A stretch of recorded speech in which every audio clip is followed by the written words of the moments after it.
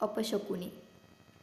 दिल्ली शहरात हिराचंद या नावाचा एक व्यापारी होता. सकाळी त्याचं तोंड पाहिलं की दिवस वाईट जातो असा त्याच्याविषयी लोकांचा दृढ समज झाला होता.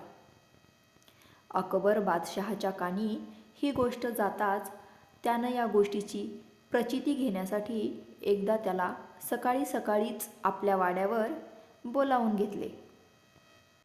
योगायोग असा की हिराचंद राजवाड्यातून निघून जाताच बादशहाच्या बेगमला सणसणून ताप भरला.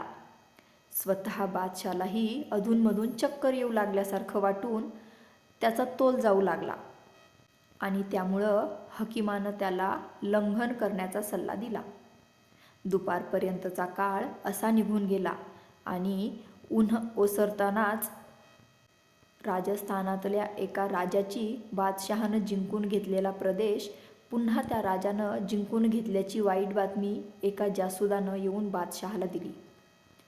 हा सर्व सकाळी सकाळीच झालेल्या हिराचंद व्यापाऱ्याच्या अपशकुनी दर्शनाचाच प्रताप आहे असा समज होऊन बादशहानं त्याला फाशीची शिक्षा फर्माविली.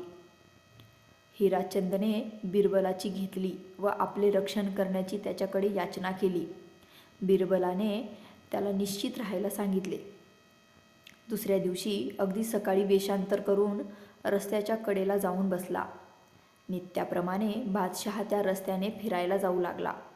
बादशहाला दुरून येताना पाहताच बिरबल पळून जाऊ लागला. सेवकांनी त्याला पकडून बादशहाकडे हजर केले.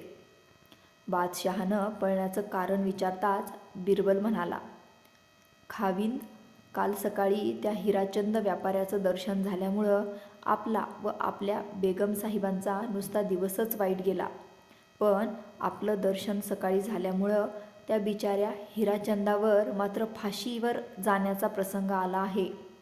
तेव्हा त्या हिराचंदच्या दर्शनापेक्षा आपलं सकाळी होणारं दर्शन हे कितीतरी पटीनं अधिक वाईट असल्यामुळे ते टाळण्यासाठी मी पळून जात होतो.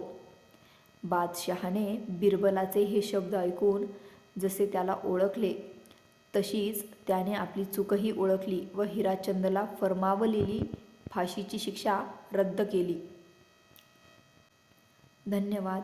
तसेच आपल्या मराठी गोष्टींचे पुस्तक या यूट्यूब चॅनलवरील मराठी बोधकथा तुम्हाला आवडत असतील तर आपल्या चॅनलला लाईक, शेअर, सबस्क्राईब जरूर करा. मनापासून खूप खूप धन्यवाद.